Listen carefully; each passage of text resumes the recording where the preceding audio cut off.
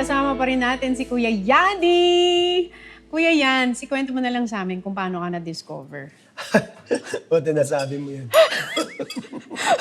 Nakakasosyal, di ba, yung iinom ka muna? Siyempre. Oo, di ba? Discover ako ni Randy Santiago. Oo. Naging kaibigan ko si Randy. Siya rin ang nagsabi kay Ma'am Wilma that time na gawin mo naman tong assistant writer kasi laging pawis na pawis eh. Nakaka-apat yata ako na t-shirts eh. Kasi lahat nga, props, lahat binubuhat ko eh. Alam mo naman pag bago ka sa production eh, sino dito yung mga bago, di ba? Ikaw lagi inutusan, tapos pagkasalanan ng EP, papatak sa akin yun, ako pa rin may kasalanan. Iiyak na lang ako. Oo, kasi ikaw lahat, ginagawa mo lahat, di ba? Pero pag nagturuan na, eto, ako yung pinakamababa. Eto, may kasalanan. Tapos hanggang sinabi ko na sa nanay ko, nanay, ayoko na ayoko na mag-production. Bakit? Ako lagi may kasalanan, pero ako lagi nagagawa ng lahat. Sabi ng nanay ko, ituloy mo yan, idiretso mo yan. Daw sa dinire-diretso ko. Hanggang nakita ko ni Randy, sinasama-sama niya ako. Unang sama ko kay Randy, birthday ni Rap Rap, yung panganay na anak niya. Sabi ko, ano kayang gagawin ko dito? Siguro mag-waiter. Yun lang inaisip ko kasi ano gagawin ko doon? Hindi man ako pwedeng bisita, di ba? Eh, dito sinama niya ako. Tapos ginawa niya akong bisita. Oo, kasama ko yung mga artista. Nakita ko sila Dennis, sila Willie Revillame, yung mga kaibigan, Aga Mulak. Tuwan-tuwa ako. Tapos kain ako ng kain. Tapos pagkatapos pa nung birthday, binigyan pa akong 500. Eh, ang 500 that time parang 3,000. Ngayon? Oo. Kami, tuwan-tuwa ako kay Randy nun. Hanggang sumasama-sama na ako sa kanya, tapos kay Dennis. Kasi pag may sinusulat akong script, kasi ang script, pag writer ang gumawa, writer yun, siya yun. Ang paniniwala ko kasi dapat makuha ko yung gusto nung sinusulatan ko. Para tailor-made dun sa artista or sa host. So sumasama ako sa kanila ako natutulog. Paano ka nagsusulat ng jokes nun? Saan mo nakukuha mga jokes mo? Katulong ko si Cesar Cosio pa that time kasi assistant writer niya ako. Hanggang sa natuto na ako, iniwan niya na ako. Ako na yung writer na mismo ng sketch. Ba't kasi nasama ni Kuya Randy, natatawa siya sa'yo? Natutuwa siya. Kasi madaldal ako eh. Para akong parot eh. Nakatuwa si Randy, nagbabasketball yan, patay ilaw eh. Uot sa clubhouse. Patayin mo ilaw, tapos magtatanggal siya ng shades. Para hindi makita yung mata. Totoo ba yan? Akala mo ba, magsisinungaling pa ako? Layo-layo nito. Pumunta ako dito sa iyo para magsinungaling.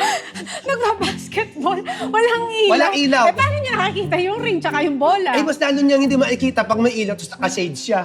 Ang dilim-dilim nun. Dalawa lang naman ilaw doon sa clubhouse nila eh. Tapos, unang-unang sakay ko ng aeroplano, tuwan-tuwa ako, sinama niya ako sa Cebu. Palarong pambansa yun eh. Lamang iniisip ko, hindi yung Cebu. Iniisip ko yung pagbalik uli ng aeroplano, sasakay na naman ako.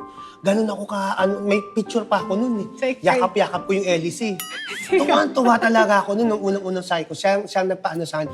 Nag-swimming. Siyempre, ang daming nakasilip, di ba? Sumisid si Randy, hawak-hawak ko ngayon yung salamin. Kung saan siya lilitaw, doon ko ilalagay yun. Kaya gumagano'n ako, saan kaya ito? Tinitingnan ko kasi mahaliwanag eh. Sinungaling na naman ako. Sinungaling na naman ako dyan. So, naabangan pag-ahon. Bossing! Gano'n siya. Tapos papogi na siya. Mahaba-haba pa buhok niya. So, para kang naging best friend / Best friend, PA, lahat. Si Kuya Randy ang pinakauna mong naging close friend sa show. Oo. Pero ang dami mong mga big celebrities na best Kaibigan. friend ka. Oo. Si Aga, Sharon, Robin, tuwan-tuwa din sa'yo, di ba? May awa ng Diyos. Alam mo, parang binigyan ako ng gift ng Diyos na maging pleasant ako kahit kaninong tao makakasama ko. Parang sa akin, gift yun eh. Kasi naman, ang unang-unang pumapasok lagi sa utak ko, yung alagaan sila. Siguro dahil nasanay ako as PA, lagi ko silang inaalagaan. Kahit nga kapatid mo, pinagtitimpla ko pa ng yung ampalaya juice. Dinadala ko pag umaga, hindi ko alam, utusan niya ako. Tanong mo yan kay Jopi. Kay Alex yan. Kasi di ba constipated siya. Nasabi ko pa. Pero alam mo, ganyan talaga si Kuya Yani. Kay Alex, pinapadala mo constipation videos. Sa akin naman mga inspirational videos. Oh, thank you, Lord, for this new day. Yan, si Kuya Yani yan, pag magpapadala ng mga inspirational videos. Masarap mag-isip ng mga ikasasaya at ikatutulong mo sa ibang tao. Masarap. May marinig nga lang ako na, kailangan ko ng ganito. Iniisip ko, bilang ko kaya siya ng ganun na hindi niya alam. Tapos bigla mo ay salamat, paano mo nalaman to? Nakinig ko. Drama-drama pa ako, tapos may luwa-luwa ko konti dito. Kunwari na touch ako sa drama niya. Pero paano mo hinandle yung time na sobrang tunog ng pangalan mo, Bayani Agbayani? Yung pelikula, 8-8, TV shows, kahit saan ka pumunta, kahit saan ka tumingin doon, Bayani Agbayani. Alam mo, ang galing mo talaga magtanong. Kasi lagi kita pinapanood mga interview mo. Etong tanong mo na to, medyo nagitla ako Hindi ko to nakita dadating. Itong tanong na to. Hindi kasi, di ba, may time talaga na Alam mo ba? ang pinakasikat na komedyante sa Pilipinas nun ikaw. Bayani Thank you, Lord. Agbayani. Hindi ko po naramdaman yun. Alam mo ba, mayroon akong pelikula, bida ko Di ba, alam mo, pag bida ka, parang meron kahigaan, pinagmamasahe sa'yo. Nakakita ako ng isang lamesa, may tablecloth, tapos maraming mga costume sa ilalim. Doon ako natulog. Tapos, sino mag-iisip na bida sa pelikula natutulog sa ilalim ng lamesa kasama ng mga maduduming costume? Anong pelikula yan? Mana-mana, tiba-tiba. Ang ganda ng di ba? Pinalaban sa Oscars yun. Ako, muntik namin talunin ng Crouching Tiger dyan Mana-mana, tiba-tiba. Nagganon na kami ng Crouching Tiger dyan. Nahirapan ng judges, no? Ay, nako! Parang 7 yata yung awards namin dapat sa Oscars. Natulog ako doon. Oh. Buti na lumabas yung pa ako. Kung hindi lumabas, mag-uumaganan, magsi-second day pa kami. Eh di gagastos pa yung producer. Tsaka natutulog, wala ka ba higaan? Wala, siyempre si Andrew, hanggang si Andrew, tapos maraming mga, si Andrew, parang godfather yun. Dami nagmamassage sa mga rapper. Ako, hindi, andun lang, kasama ka, para meron pa nga dito alikabok ng isang costume. Ay, antukin ako dati, kahit saan natutulog ako. Basta, inantok ako, tulog na ako. Kaya siguro hindi ako nagka-insomnia nun. Pero ngayon lang ako nagka-insomnia nung pangasawa ko na si Ate Len mo. Kasi madaling araw na siya natutulog. Ang mga tanongin kung bakit para nang pag-aawayin pa kami, alam mo naman nandyan.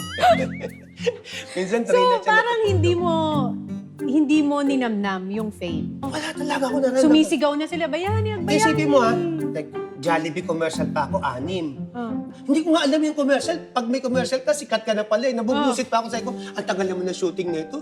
Sasabihin, okay, take 32. Perfect! Dalawa pa 32 na, di ba? Pang 34, perfect pa din. Ganon di ba sa mga... Ano yun? Variation. Option. Pero nung panahon na yun, hindi ko alam talaga. Dire-diretso Jollibee, Scott Tissue, ulam, lahat. Hindi ko pa rin alam. Si Tita Anggi lang nakakaalam Hindi mo nararamdaman yung kasikatan mo nung time na yun. Alam ko, employee ako para sa pamilya ko. Alam ko, kumikita ako ng pera para sa pamilya ko. Hindi ko na alam na artista ako. Hindi ko na alam na dapat ganito, ganyan. Basta ako nagtatrabaho para sa pamilya ko. Kaya siguro ako nakaipon kasi hindi ako maluho. Hindi ako bumibili ng mga bagay-bagay na mga mahal. Basta doon lang kami. Basta ako, masaya lang ako. Basta yung pamilya ko kasama ko. Lagi ko silang kasama sa shooting, pati mga anak ko Oo, di ba? Lagi ko Saan mo nakuha yun, yung pagiging family man? Tingin ko, dahil bunso ako, wala akong inalagaan Kaya nga ang kapatid mo, parang kapatid kong bunso Kasi wala Sinong mas bata sa akin, ako yung bunso. So lahat ng pamilya ko, doon ko binuhos yung pagiging tatay ko. So ilang years ka na sa showbiz? Kung iisipin mo, 3 dekada na ba? Kung mga ganun mga tanong mo, 3 dekada, 30 years? Parang 80 years old ka. Ay, 80 years parang old. pitos ka pa lang nasa industriya. Oo nga. Siguro nasa 25 years. Ano yung pinaka natutunan mo sa 25 years mo sa industriya? Humility. Dito sa showbiz. Yun talaga. Kung gusto mong tumagal sa industriya, dapat lahat pinakikasamahan mo. Lalo ang production. Lagi ko yung sinasabi sa mga artista, wag niyong kakantiin ng production. Kasi yan yung pinakabalagoong, pinakamaraming ginagawa. Tapos tatapakan nyo pa. Sabay-sabay kami kumakain, sabay-sabay kami naliligo, sabay-sabay kami nagpupuyat, sabay-sabay kami umuwi, tapos babalik na naman sa meeting.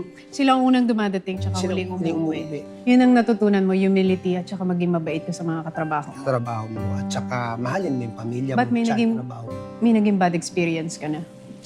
Sa artista na gano'n na pinakitaan kang hindi maganda? Wala naman. Wala naman, awan ng Diyos.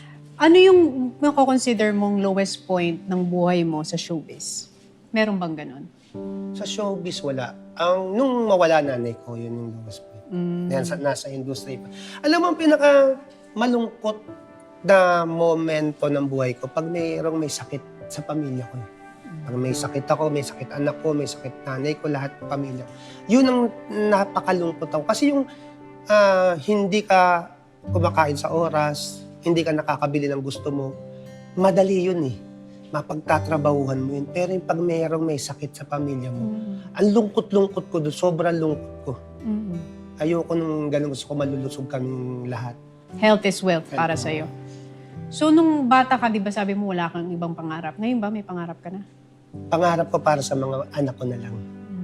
Kasi nakatapos naman ako ng college at na yung pangarap ko na tupad na ng Panginoong Diyos. Alam mo lahat ng natutunan ko rin sa inyo itong magkapatid kasi idol ko yung family nyo sa pananalig sa Diyos.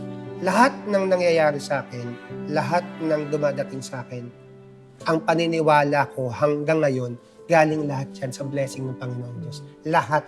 Pati problema. Kaya niya binigay sa akin yun kasi may gusto siyang itama sa akin.